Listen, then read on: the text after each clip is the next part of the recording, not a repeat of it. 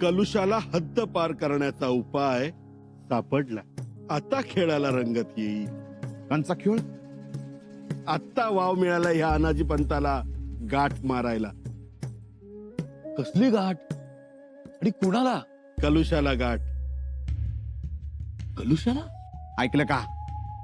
अहो तिकडे देकाराच्या चौथाऱ्यावर दान धर्म करताना चेंगरा चिंगरी झाली, माणसं मेली, आणि तुमचं काय हो?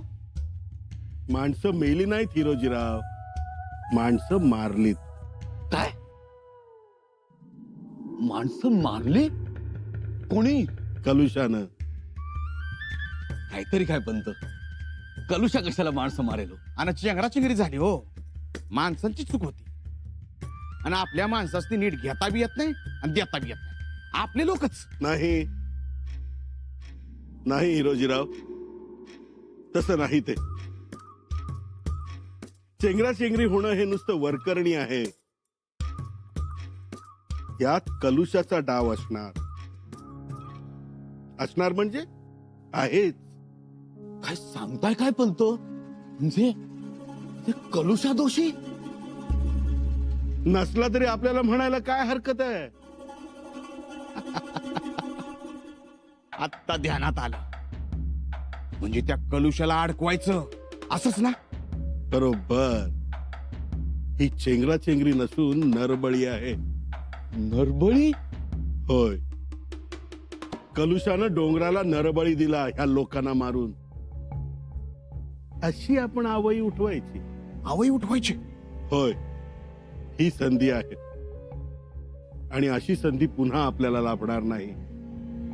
त्यामुळे आपण ढिलं पडायचं नाही. काय? अहो पंत, आवई उठवायची, पण ती खरीही वाटली पाहिजे. हा, अहो अघोरी पंथाचे लोक हे असल्या गोष्टी करतातच.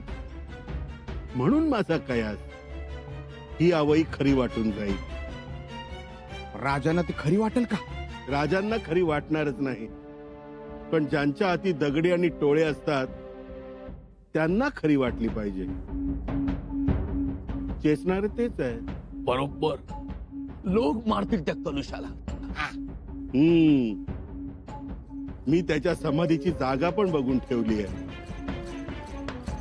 रायगडाच्या पायथ्याला शेरताटीत, शेराच्या झाडाखाली. शेरा? अहो लयचिक असतो त्या झाडाला. त्याच्या सावलीखाली झोपलं तरी माणूस उठतो. आणि हा कलुषा काय कमी उतरणार आहे का? अशा उतरणाऱ्या माणसाच्या थडग्याला ही जागा म्हणजे एकदम सुरेख, शोभणारी. आता रामणावं पडू काय? उतायचंय ते ऊत त्या शेराच्या संगतीनं आणि उलट. पण इथे रायगडावर नको. मानलं पंत तुम्हाला. एक गोष्ट लक्षात ठेवा, कलुषाने ठरवून घडवून आणला नरबळी. थोरल्याबाई साहेब,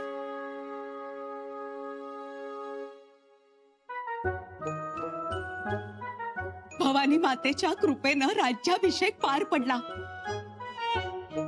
राजइतमामात रायगडावर दुसरा राज्याभिषेक झाला. सर्वांनी पाहिला, सर्वांच्या डोळ्याचं पारणं फिटलं. तसंच म्हणायचं. कलावंतांची कदर झाली, साधू संतांचा मानपान झाला, नातेवाईक आप्तेष्ट सगळ्यांचा मान मरातब झाला. रयतेनं राजा पाहिला, दुसरे छत्रपती पाहिले. हो ना. किती नजराणे, किती भेटी, कापड सोपड, काय त्या लक्ष भोजनाच्या पंक्ती, पंक्तीच्या आधी असलेले श्लोक, सगळ्यांच्या कपाळी असलेले कुंकवाचे गंध. अहो, काय पाहू आणि काय पाहू नये असं झालं होतं आम्हाला. आम्हाला काय, सगळ्यांनाच. सोहळा देखणा झाला.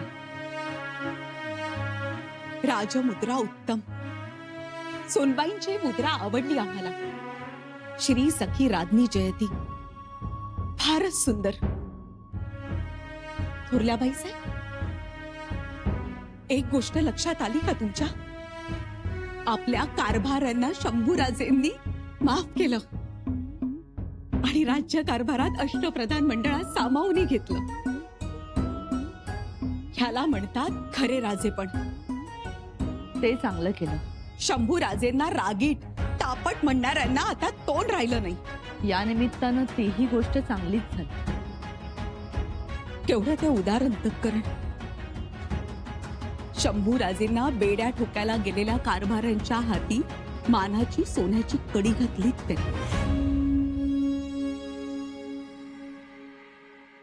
शंभू राजेंना सिंहासनावर बसलेलं पाहून आम्हाला तर स्वारींचीच आठवण आली हो.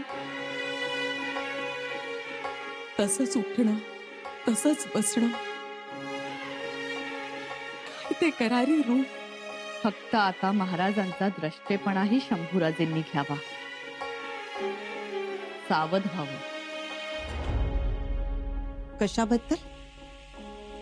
आता बघा ना, एवढं सगळं होऊनही राज्याभिषेकाला गालबोट लागलं.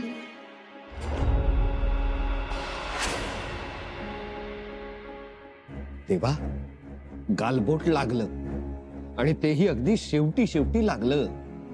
पण बोट कलुशाचं आणि गाल शंभू राजांचे. एवढं तरी ध्यानात येतंय की नाही तुमच्या? आता कळला मला कावा कलुशाचा. खर तर कलुशाने असं वागायला नको होतं, पण तरीही तो वागला ना तसं. अहो वागणारच, कारण डोंगराला त्याला नरबळी द्यायचा होता, तो त्याने दिला. एकच नाही तर 50 माणसं बळी दिली कलुशाने. चर्चा सुरू झाली तेव्हा उलट सुलट. बघणारे म्हणत होते लोकांचा धरबंद राहिला नाही म्हणून चेंगराचेंगरी झाली. पण तेव्हा तुमच्या वाड्याच्या दारात आलो आणि मला कलुशाचा कावा कळला. तेव्हा खरं आहे ना ते? खरंच आहे. म्हणजे आपण तशी आवई उठवायची. आवई उठली की तो आपोआप उठणार, म्हणजे लोक त्याला उठवणार आणि लोकांच्या मनात त्याच्याबद्दल दहशत निर्माण झाली पाहिजे. पंत, कुठलं पक्वान्न शिजत घातलंय? का? काय झालं? नाही, बाहेर घमघमीत वास सुटलाय. म्हणजे शेक बनवली आहे की मसाले भात बनवतायत? कलुशांना बदनाम करण्याचा? बाळाजी पंत, तुम्हालाही फोडणी द्यावी लागणार. म्हणजे सामील व्हावं लागेल. कलुशाने नरबळी देण्याचा क्रूरपणा केलाय हे सांगितलं पाहिजे. म्हणजे पुन्हा कारस्थान? कारस्थान म्हणू नका, मग काय म्हणू पंत? स्वराज्याचं रक्षण. हे असं असं खोटं बोलून? त्याला गनिमी कावा समजा. हा, असा असा गनिमी कावा? बाळाजी पंत, तुम्ही जुनी जाणती माणसं, घ्या समजून. अहो कलश आला तेव्हा कुठे होता आणि आता कुठे आहे? परका माणूस. कनोजी ब्राह्मण. पण इथला आहे का? नाही. पण केला ना शिरकाव, झाला ना छंदोगामात्य, राहिला ना शंभू राजांच्या बाजूला उभा. म्हणजे काना मागून आला आणि तिखट झाला की नाही? वय वय, आणि तो तिखटपणा आपल्या समण्यासनी झोमणारा आहे. नाका तोंडातून पाणी काढणारा. बरोबर. आणि आपण बाळाजी पंत म्हणूनच सावध राहायला पाहिजे. त्याला आत्ताच दाबला तर बरं, नाहीतर पुढे खूप त्रासदायक होईल तो. अहो एकतर अनाचार माजेल, अनागुंदी माजेल. मी काय म्हणतोय त्याबद्दल विचार करा.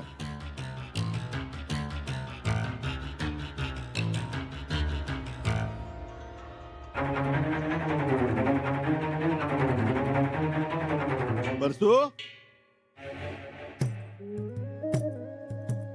परशा, जी मालक. इथे काय ऊस खात बसलायस? काय मालक? नाही नाही, आता ऊस खाऊ नकोस, चांगलं गुराळ चालू कर. गुराळ. गुऱ्हाळ कलुशाच्या बदनामीचं. आलं ध्यानात. ऐकलंस ना सगळं? बिताडाला टेकूनच उभा होतो मी. मग जा आणि गडावरच्या कानात खबर सोड. कलुषा अघोरी पंथाचा त्याला डोंगराला बळी द्यायचाच होता, पण त्याला शक्य नव्हतं म्हणून त्याने अशा प्रकारे अघोरी काम केलं. नीट सांगशील ना? माझा ऊस संपला की खरं गुऱ्हाळ सुरू. हम्म. पण चेंगरा चेंगरी झाली तेव्हा कलश तिथं नव्हतंच. होता. थोडा वेळ लगेच गेलं. तू कधीपासून सत्याचा लंगोट बांधायला लागलास? जा आणि कलुषाच्या विरोधात वातावरण तापव. जी. कलुषाने ठरवून नरबळी दिलेत. जा, आपली माणसं कामाला लाव. जा जा. गेलोच.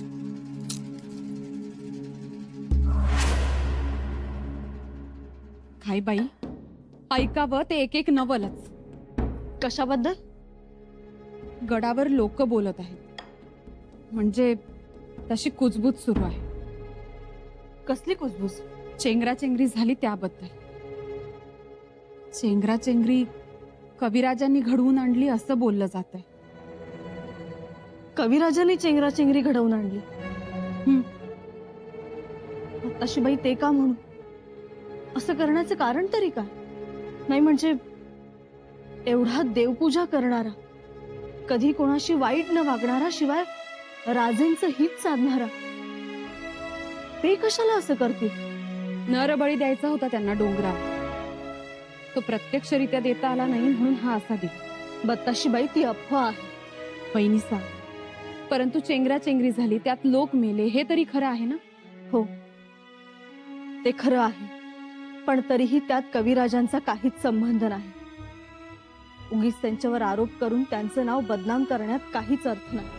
वहिनीसा, बाहेर लोक काय बोलत आहेत तेच सांगतोय आम्ही. मुजरा राणी साहेब, कविराज आलेत. महाराजांना भेटायचंय. बोलवा त्यांना. कदाचित सफाई देण्यासाठी आले असतील. खरं सांगू तुम्हाला, कविराज असं काहीही करणार नाही. हो ना हो, दादासाहेबांना तकलीफ होईल असं ते काहीच करणार नाही. आणि त्यांनी काही केलंच तरी त्यामागचा हेतू हा स्वराज्य हिताचाच असेल हे जाणतो आम्ही. कविराज राजांना त्रास होईल असं काही वागणार नाहीत, तसं काही करणार नाही. निदान आम्हाला तरी तसंच वाटतंय. राणी साहेब, राजन आहेत का? मला राजांना भेटायचं. राजे नाहीत.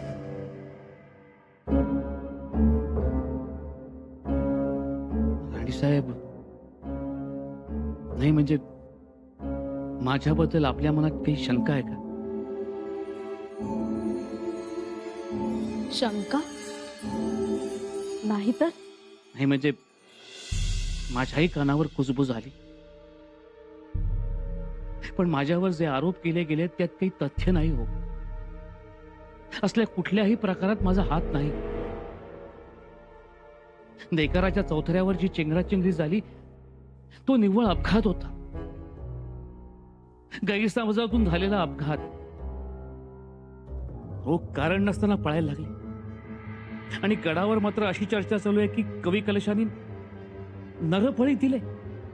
शी.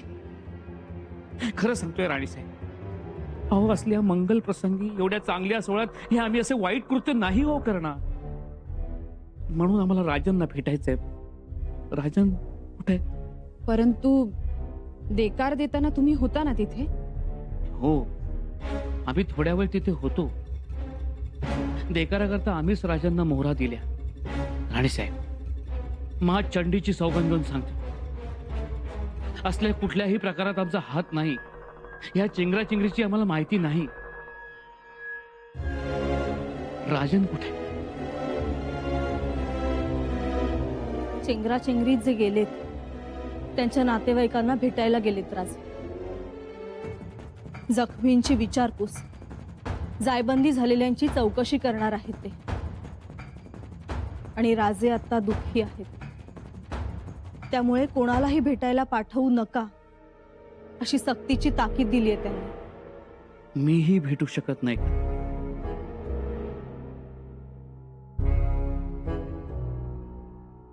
नाही.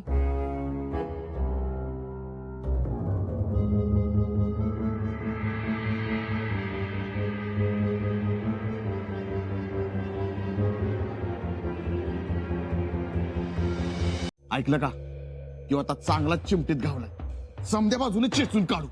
चेचू आणि देव फेकून गळाबाहेर. हा. मनातलं बोललात देवा, पण हे शंभूराजेंना पटवून सांगा.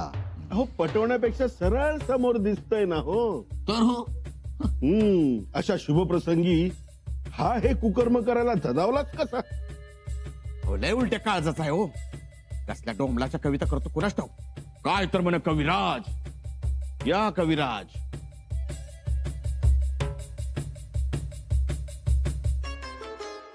काय रे बाबा कलुषा, झालं समाधान?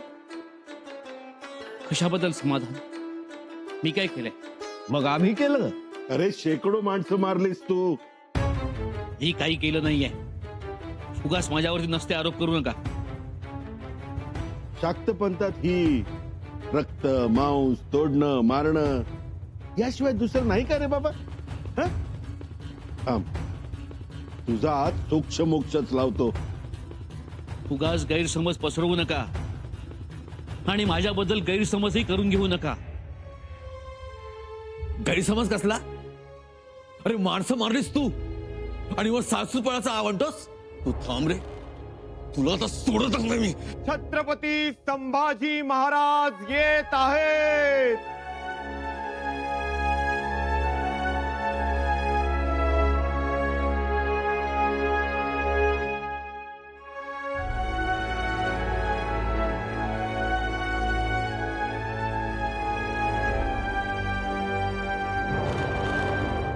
महाराज क्षमा असावी, परंतु या कलुषानं मोठा गुन्हा केलाय.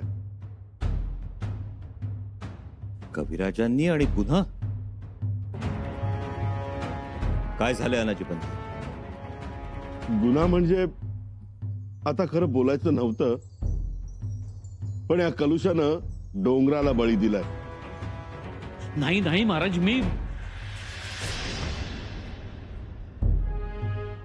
अनाजीपंत कशाच्या आधारावर एवढा गंभीर आरोप करता आहात?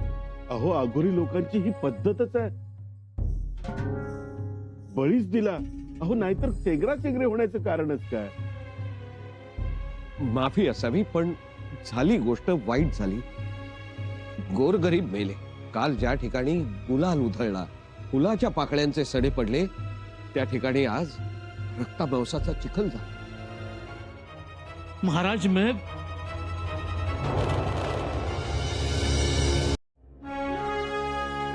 पंत, आम्ही स्वतः दुर्घटनास्थळी जाऊन आलो आहोत, उपस्थितांशी बोललो आहोत. ही दुर्घटना घडली त्यावेळी लोक दक्षिणा स्वीकारत होते. अचानक कुणातरी अनोळखी इस्मानं 2-4 मुठी मोहरा गर्दीवर उधळल्या.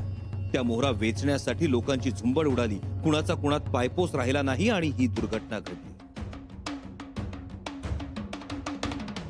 परंतु महाराज, होय रावजी नाना, घटना दुर्दैवीच आहे, परंतु यात कविराजांचा हात नाही, मुळीच नाही.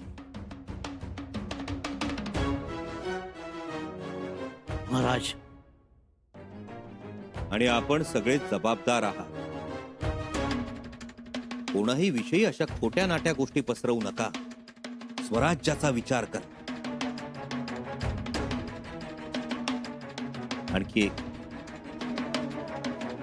आम्ही स्वतः कविराजांना छंदोगामात्य हा किताब बहाल केला आहे. त्यामुळे उठसूट त्यांच्यावर आरोप करण्यापूर्वी याचं भान असू द्या. विनाकारण चिखलफेक खपवून घेतली जाणार नाही.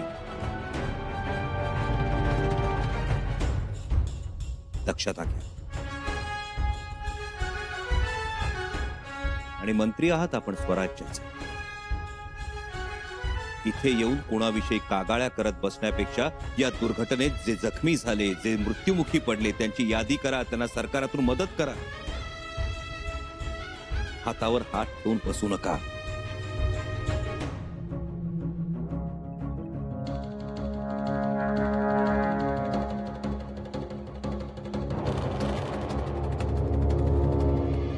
ती चेंगरा चेंगरी झाली पण इकडं आज आपल्याला चेंगरून गेलं.